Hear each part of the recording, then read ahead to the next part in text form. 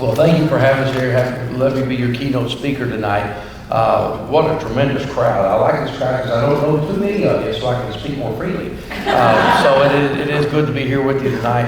I'm glad that there's something recording this device, and I know I'm being recorded. We've had too many secret recordings lately going on in Austin, Texas. So, but if I want to say something I don't want to record it, I'll just do this. Right? So, but it is great to be here. Y'all are in luck. I was invited to speak here on my partner Monica Jacobs, who's put on a program at UPBD out in Odessa on water law. She's kind of a water guru and how the implications that has for our oil and gas industry throughout the country, but particularly in West Texas. And she called and asked if I would do this. I didn't really know what I was volunteering to do, but I said yes. And so I'm checking with her today, and she sends me a text and says, "Unfortunately, I am sick as a dog, and I can't be here tonight." So what that tells me is my own partner gets queasy at the thought of hearing me speak. And so I hope you won't have that same experience. But it really is a great program. I want to, in advance, congratulate the winners of the awards tonight. What a great day. Give them a round of applause. We can do them later.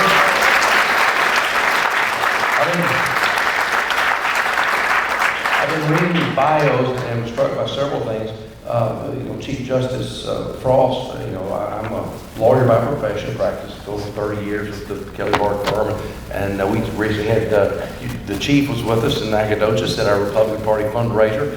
But people have asked me, why did you go into the legislature? I'm kind of the accidental legislator. This was not on my bucket list, but yet here I am. And one of the reasons was in my practice, a couple things I had done. One, I'm a lawyer, which in biblical terms makes me a Pharisee.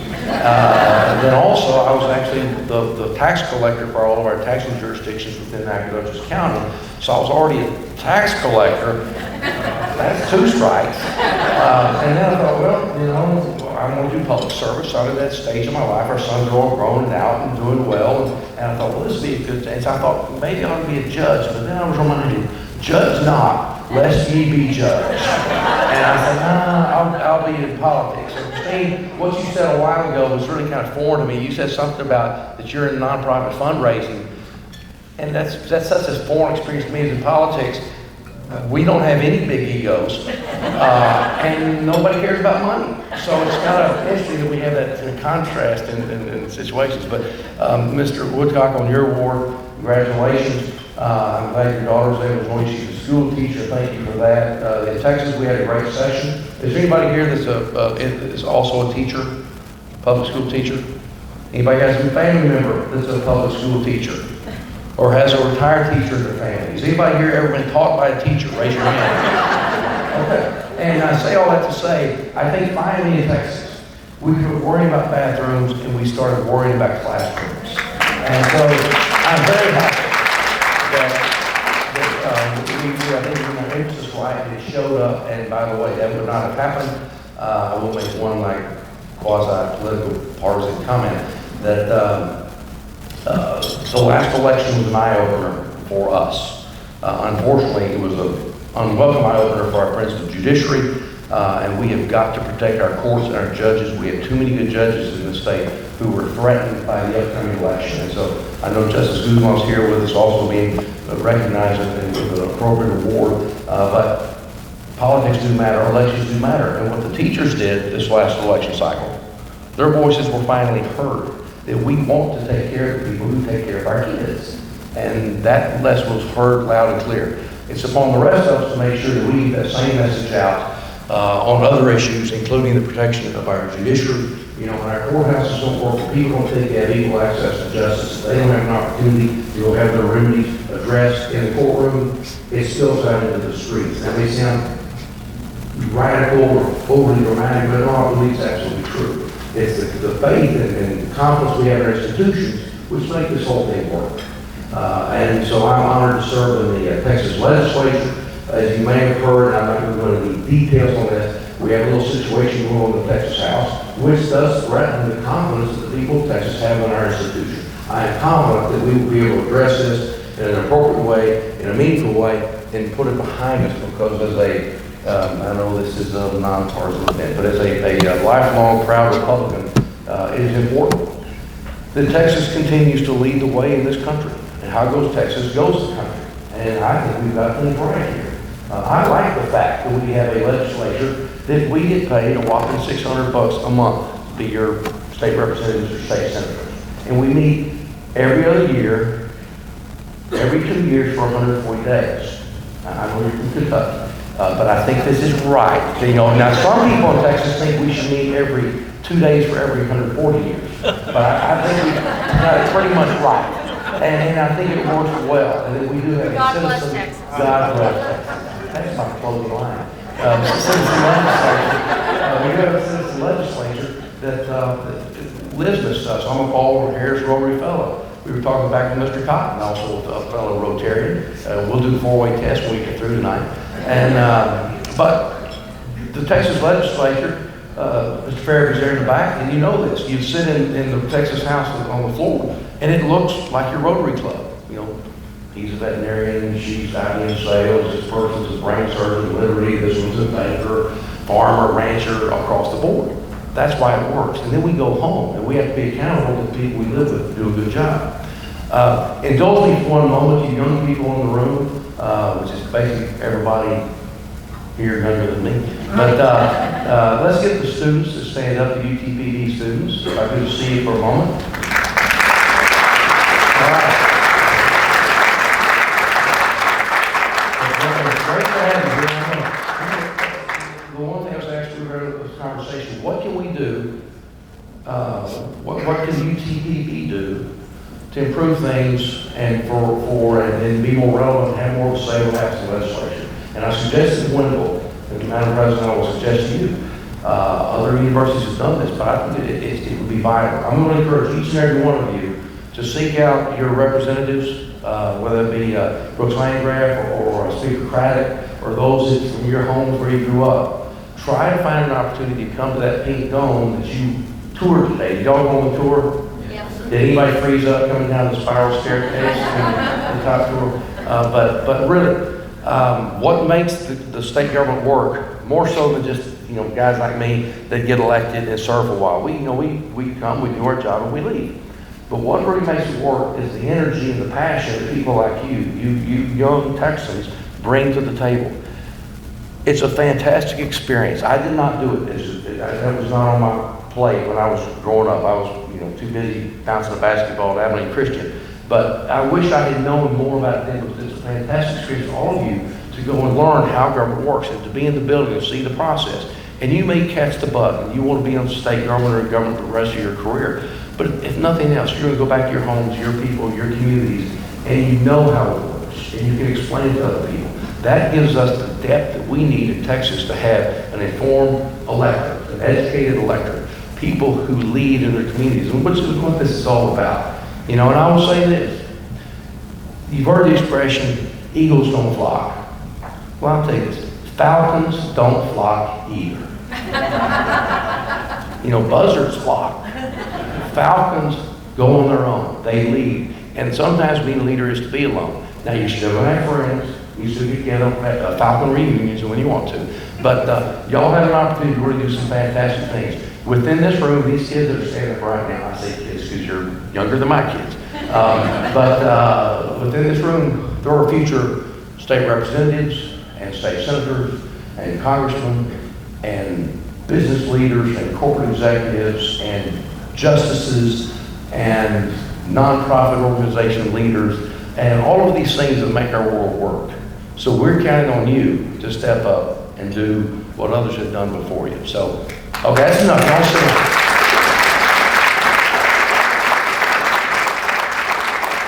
I do have some prepared remarks. Y'all are in luck. I sat down at the hotel to scribble. I like to do my notes on the stationery at the hotel. Well, here at the Sheraton, they have really small notepads, so that makes it a short speech. And they also they gave me a used pad. There were only 5 pages. So I have a few things to say, but on a serious note, I do want to say this. Before I tell myself, I'll tell a silly story and then have a little bit of a serious note about Odessa. I represent Nacogdoches in East Texas, the oldest town in Texas. Very historic place, beautiful place. But I grew up, I'm a flatlander by birth. I was born and bred in Lubbock. I graduated from Monterey High School. That's where I came from. And so, yes, I'm a plainsman. Fighting plainsman, never true.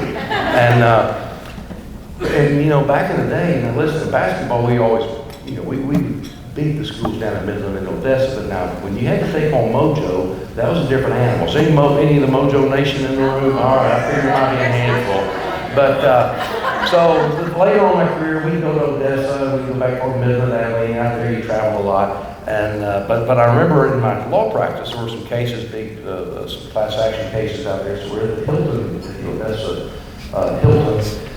And I didn't want to go, some other people wanted to go to the bar, and I was with them, and we sat down. There's a guy at the bar from Odessa, and he was talking, and we were saying, you know, and he said, Odessa is the best place in the world to live. And heads kind of turned and looked at it, and it was what you said a moment ago, Madam President, that, you know, it is the greatest place. And he said, no, Odessa is the best place to live. He said, I travel a lot on business. No matter where I go, it's like I'm on vacation. Now, I say that with love in my heart. I'm from Lubbock. I'm from Lubbock. I can say that. Okay? But I will tell you that the depth and the character of the people of Odessa and Midland were shown recently in those tragic events. And that was a very tough situation. And y'all were there when it happened. I could not be more proud of the people from Odessa, Texas, and University of Texas, Green Basin. And what they do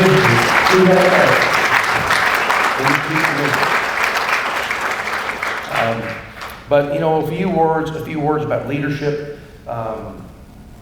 And I think she said I have till 9 o'clock to finish. Is that okay? This isn't. I was like, I thought I was going to do like a oil and gas thing, and I can go all wonky and talk about this and that and the other. But no, I got to talk about leadership. Now you got something to speak about. This is a bottomless pit to write a speech about leadership. I mean, there's everything that's written. You know, like Francis Assisi talked about leadership. I mean, how am I going to improve on that? So, but yeah, I thought, well, what is leadership? And I said, let's do it different. And there's the doctor. You know, you're familiar with the concept, I'm very confident, of differential diagnosis. So before you decide what something is, you decide what it is not. And in leadership, what is not leadership? And there are certain things that look like leadership that aren't leadership. And it's important to be able to tell the difference between the two. Again, back to my political background, leadership is not the same as front running. There are plenty of people in politics. I can name names. I haven't been at the bar enough. I can name names of these people that they are front runners. They see a parade, they run, grab a baton, and they jump in front of it and act like they organized it. They want to take credit for somebody else's hard work. Front running is not leadership. What is leadership? Leadership really and truly is about helping other people. There's an old adage that's been attributed to a lot of people, but it's absolutely true. There are certain verities in life that are always constant and true. And one of them is if you help enough other people get what they want, you will get what you want. That's not a manipulative thing. I think it's just the way life works. And another one is when you don't really care who gets the credit to accomplish something. It's amazing what we can do. Too often we have people who think they are leaders that they don't care about what happens and how they make somebody else's life better. They only care about that they get recognized so their chest can swell up. I told you I'm kind of the accidental representative. This was not, like I said, it wasn't on my plan. Redistricting had just come up. We were having our seat broken up. I thought it was appropriate to have a seat in Nacogdoches. People approached me on it and said, you ought to do it. Our boys were through playing, one was through playing basketball at Pepperdine, high school, my twins had finished playing. There had been no games to go to. And I said, Judy, it's 4 or 5 months, let's give it a whirl, it'd be kind of fun, and, you know, let's do it. What I didn't know is that the campaign, they were moving primary twice, and then we had a runoff, and it about killed, like, it went from being a little jog around the track to the 10 death march. But we got there. We got there. I won, 300 votes or so out of 25,000 cast in a runoff on July 31st. But we got here. But in that process, you have these opportunities to go to these political forums, and you get asked questions. I'm a novice to this stuff. I've always been politically active, written checks, gave people I support and done stuff. But too busy practicing law and raising kids to be involved in politics. But I was asked a question about term limits. I'll tell you if I'm against term limits for a variety of reasons. I'd be happy to explore with you in a little bit. But I said, no, I don't believe in term limits. We already have term limits, and they're called elections. Every 2 years we have these elections, and if you're not doing a good job, the people have the ability to vote you out. That's the way it's supposed to work. And they said, well, how long do you want to serve? I said, well, and it was kind of one of these questions, and I try to think before I speak. I really try hard not to speak before I think, but a lot of times I kind of do those things contemporaneous. And so, but I said it, when I said it, I looked at Judy, who was still on the front row, and I was kind of like, that's pretty good. I said, I want to serve in this capacity as long as I'm passionate about it. And this is where kids that come with y'all, as long as you're passionate about it, you're intense about it, you care about it, you have strong feelings about it. There's things that you want to do to make other people's lives better. I said, as long as I have that passion. I said, the other thing is, and I've seen enough of politics to know this, I said, as long as it is what I do, and it does not become who I am. Because that's, when you cross that line, I think, as an elected official, when all of a sudden, you're not the person trying to help people not go to Cherokee, Russ County, and the state of Texas. You're the state representative. When all of a sudden, if that's who you are and not what you do, you need to get out. And so, again, I think that's something about leadership that we all ought to think about. And when you see folks acting like that, well, call them on it. I encourage all of you out there, regardless of position, school board or hospital board or I encourage everybody at some point in your life to seek elected office. As long as you're not running against me, I think it's a great idea for you to seek election. But, I'm going to talk on one subject here, kind of crosses our generational lines. And I was going to read something from the person for whom this organization is named, for John Ben Shepherd. Has anybody, did y'all do this? Has everybody gone on the website and seen the little things that are put on there? And has anybody seen the speech? I think it's on page 5 of my notes. He wrote an article, Young Man with a System. If the students here or the folks, has anybody read this article online? Okay. And it comes with a little disclaimer at the end, which also is emblematic of what the one thing I do want to bring to everybody's attention and to think about. How do you be a leader in a woke world? How do you be an effective leader in the era of social media? Because y'all keep turning this thing and pointing at me. I'm trying to get away from it. But really, if there is the vein of our existence in politics and maybe sometimes in business, it is social media. And because people are involved in saying anything and everything about anybody with no basis of fact, and oftentimes with malice in their hearts. It is not a fair media. It is not reflective, I think, of the population of the people we serve. And Texans are good people. Americans are good people. But when you focus on social media, it can be so negative. We talk about it in scholastic environments about bullying of students and how dramatic that has been and some of the tragedies we've seen. But it's invaded. For all the good things it can do, it can also be bad. And I will tell you, kids, whatever your best strength is, it can also be your worst weakness. I struggle with humility. A lot of people tell me I'm just too humble for my own good. But I soldier on. But really, sometimes, the internet's that way. Sometimes I wish I worked and never admitted it. But it's part of our lives now. But now we have these social justice warrior types.